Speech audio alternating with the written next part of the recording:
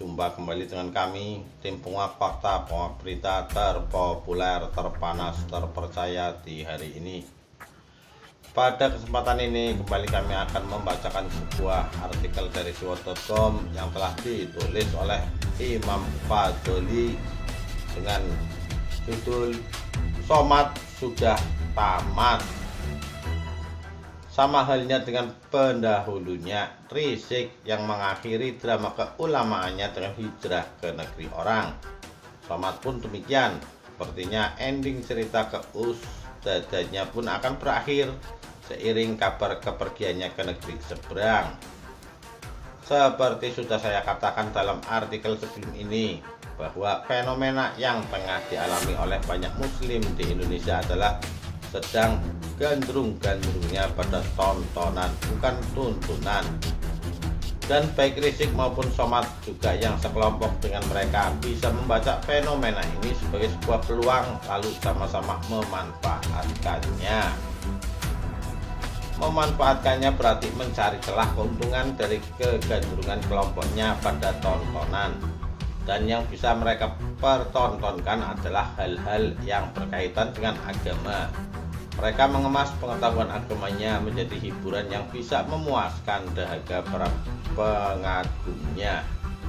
Dan jadilah apa yang disebut-sebut sebagai ceramah agama, tabligh akbar, dan segala macamnya yang sejenis itu yang sering mereka adakan itu sebagai tontonan.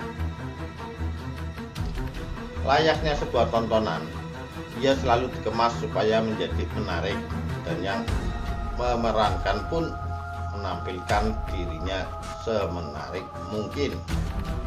Somad dalam tampilan-tampilan publiknya tampak sebagai bagian dari tontonan tersebut, dan dia pun saat berada di mimbar-mimbar acara yang digelar terlihat berperan sebagaimana entertainer dalam dunia hiburan.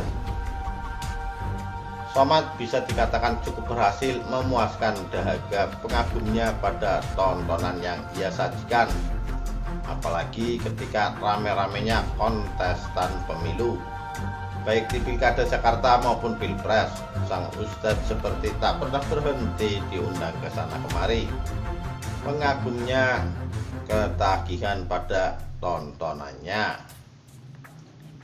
Tapi saya tidak mengatakan bahwa yang merancang tontonan itu adalah Rizik atau Somad sendiri, sebab saya hanya melihat mereka berdua sebagai pemeran dari tontonan yang ada. Bisa jadi mereka sebenarnya tak tahu atau tidak sadar bahwa dirinya disetting sebagai pemeran.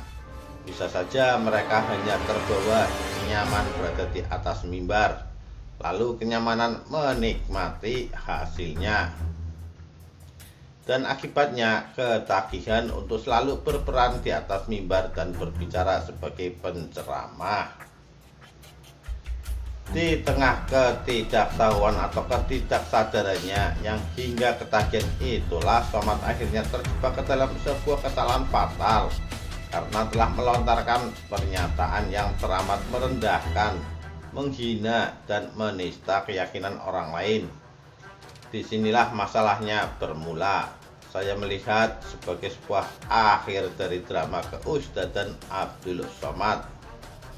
Tetapi kalau dikembalikan lagi pada sebuah tontonan, sudah biasa akan ada akhir ceritanya, akan ada endingnya, dan kesalahan fatal yang dilakukan Somad itu adalah babak akhir dari tontonan yang memerankannya.